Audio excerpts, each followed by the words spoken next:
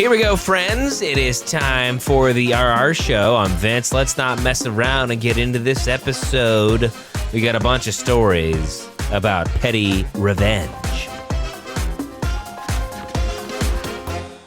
So our first story comes from Virtual Pi 5732 and is titled, I and a friend crop dusted a table because they made our server cry.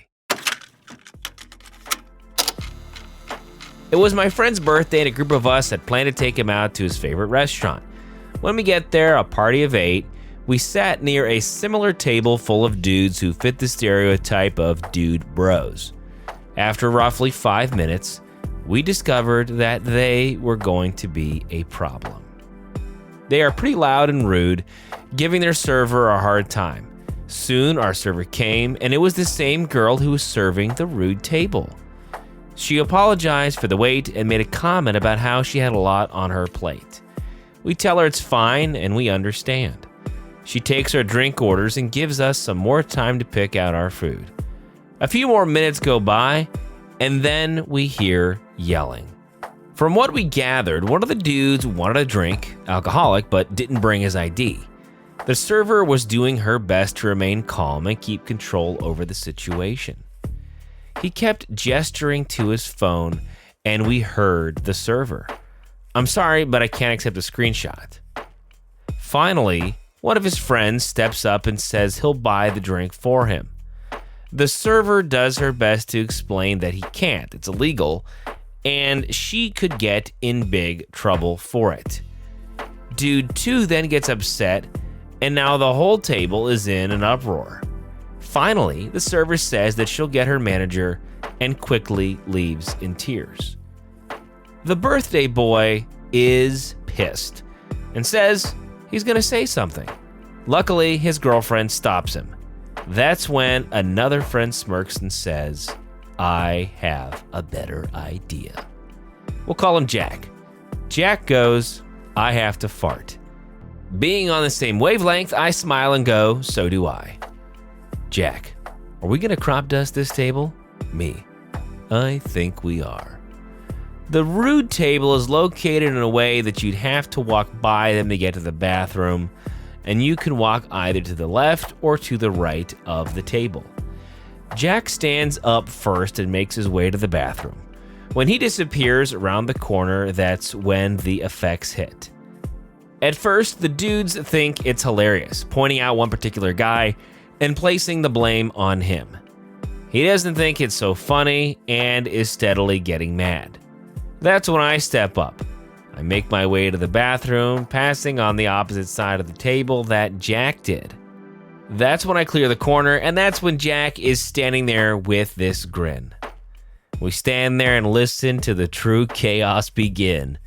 The rude table doesn't find the second crop dusting as funny as the first one. They're now yelling and pointing fingers at each other. The icing on the cake is when the manager finally comes over. He tells them that they're being too loud and they're going to have to leave if they don't calm down. They're pissed and then start complaining about their server. Jack and I can't see the manager's face, but he was quiet for a good minute before he starts talking again. He has to explain the law to them that when it comes to adding alcohol for their table, it actually can't be served at all due to Dude 2's comment about buying it for someone else, since they can't confirm that the person who's going to drink it is 21. They're super pissed, but they'll stay.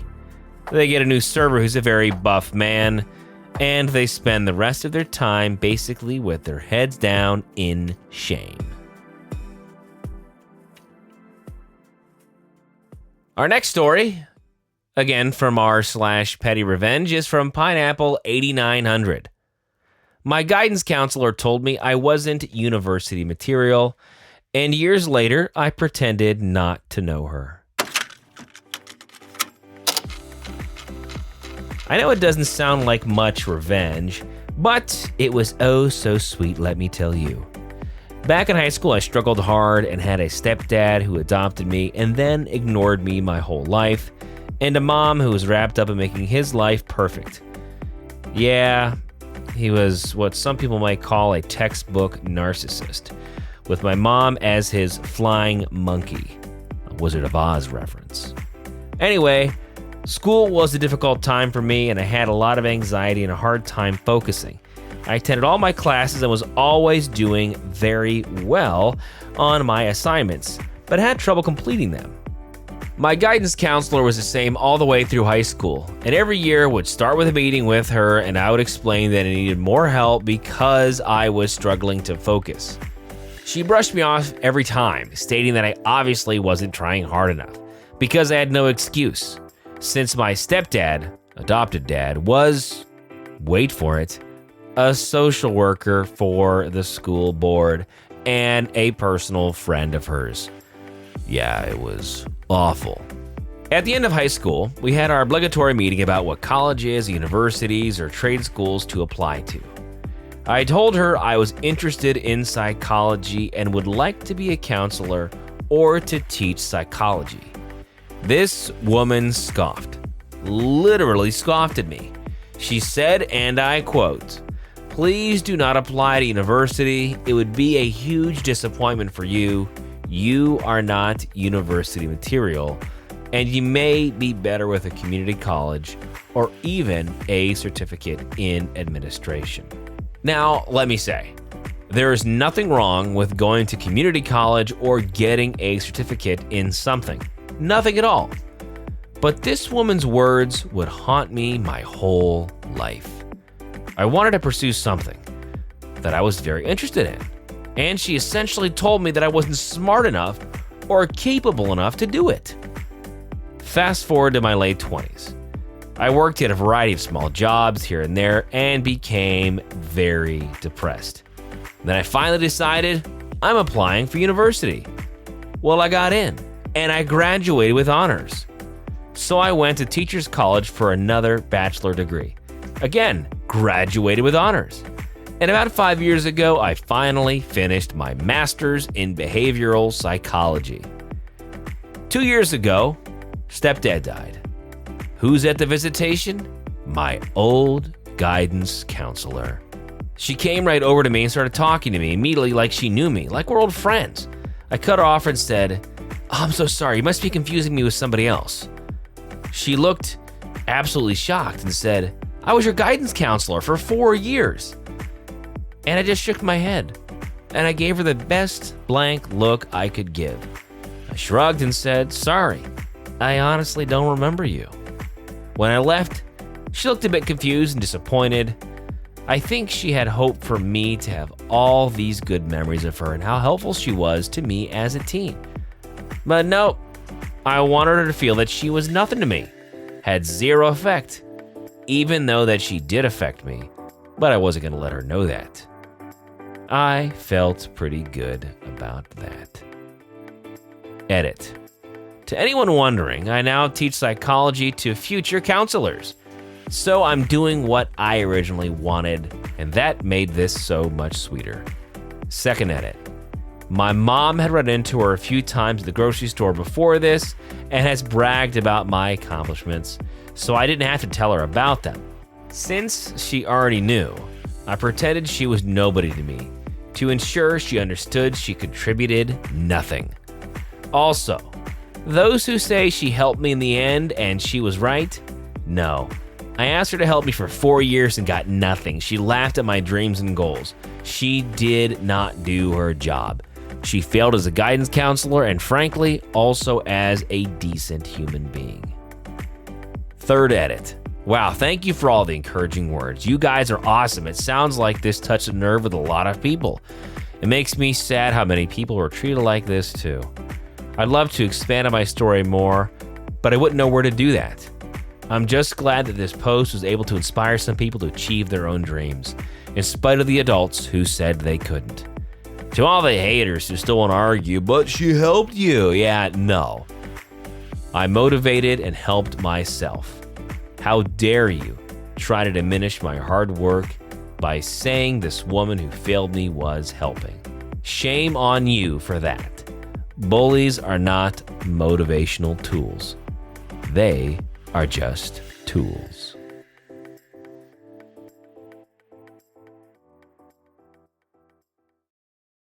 Again, of course, from r/PettyRevenge from Badonk, Gadong. Don't do the project, don't pass the class.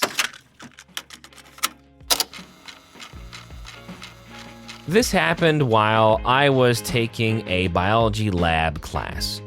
More than halfway in the semester, a new student, Morgan, joins my partner and I in our group as we are discussing plans for our final project. By this point, they had missed 3 lab assignments and practical marks. That same day before dismissal, we were supposed to discuss plans for our final project. Morgan went to our lab TA and told them the objective of our experiment, without having proper discussion with my partner and I, who had been discussing our plans prior to their arrival. Their suggestion was inhumane, cutting parts off an animal for regenerative studies, and wasn't allowed in our course. This was stated clearly on our manual, but they didn't know that because they didn't have a manual, which is a requirement. A week goes by and I've heard nothing from Morgan. Throughout this time, I've been contacting my partner asking if they've heard anything from them, but they said no. So I had to find their contact info on our class list and email them about our outline for the experiment. They had contributed nothing to the planning of this experiment, but I brushed it off as our marks really came from our presentation. After our actual experiment, we needed to create a slideshow and record. A few days before the deadline, I messaged them if we could record the day of the deadline. This meant that we needed to create the slideshows and organize the data beforehand. However, only my partner replied. A few hours before the deadline, my partner and I decided to split up Morgan's portion as they had not replied to our messages. They had chosen to work on the more significant portion of the work, except they didn't do jack. So my partner and I finished the slides, and as we were about to go record, we saw Morgan typing on the shared Google Doc. They apologized, saying their phone had gotten run over so they couldn't type, but could see all of our messages. So why couldn't they email us? Contact the TA? Worked on their portion of the presentation? Morgan didn't even bother opening the PowerPoint we had shared with them. Oh, I forgot to mention we had 2 weeks to work on this presentation. After my partner and I recorded the presentation, I went to the Google Doc to see Morgan had typed that they could still record from their tablet and present work they didn't do. Oh, no, that's not happening. Following this, I took the matter to the higher-ups, giving all of the evidence, timestamps, history of the edited document, and text receipts. I think it says enough that the only edit on their document was their apology. And guess what? The presentation was only worth 5%, but to Morgan, who had missed out on a majority of past assignments, who knows how much it was worth. I had not seen Morgan in following labs or the practical exam.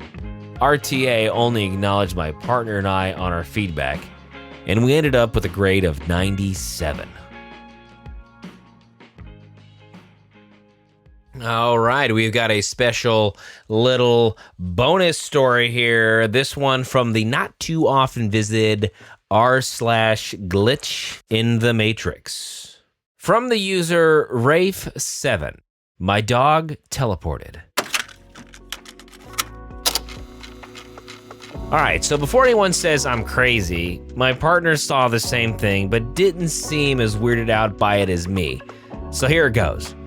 I hope there is a rational explanation, but there isn't any I can think of. So I have an office in our home that I spend most of my time at. Usually, my partner knocks on my door when they want to pop in and say hi or if they need something from me, and we have 2 dogs. The little one usually likes to pop in my room once I open the door to say hi as well, and I always laugh and give him a pet and bask in his cuteness. My partner asks if I'm going to bed soon. I say yes. My dog is still in my room as I was blocking the door, and my partner standing in front of the door, so my dog would need to pass through the both of us unnoticed to end up outside the room. I say that I will be in bed soon as I was pretty busy at the time, and quickly close the door since it can be tough for me to focus again after I'm disrupted. I can hear and feel my dog playing right beside me. I close the door and quickly look behind me. I sit down and look around to see what my dog is up to. But he's nowhere to be seen. Mind you, this office isn't very big as we live in a modest 2-bedroom apartment. Though I know in my head that I would have felt him go under my legs and my partner would have seen him get out as well. So I start looking around the office, checking everywhere since he isn't very big and he could be hiding. I then get a bit worried and I yell into the hallway, insert partner's name here, "Have you seen the little guy?" And she says, "Yeah. Remember he went into your room?" So I go back into my room and he's still not there. Then I walk outside my room again and now I'm even more worried and he is suddenly just sitting next to the bed, but very still. Then once I tell my partner what happened, she seemed confused as I was, but her reaction was much less freaked out than mine.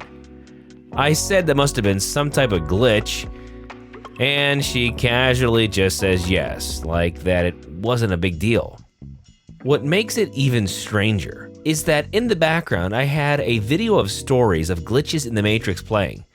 I just sat there with a pale face, questioning my sanity and wondering how he ended up outside.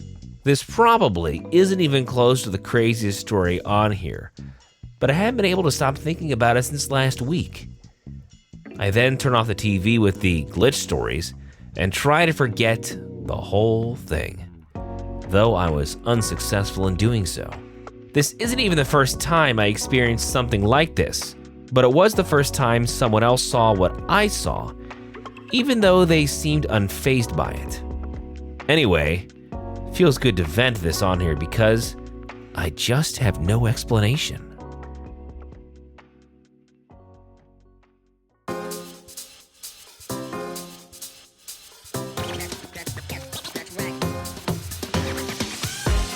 So thanks for being with us. The RR Show is a production of Evergreen Podcasts and Wessler Media. Now, if you'd be so kind, please follow or subscribe to our show wherever you get your podcasts.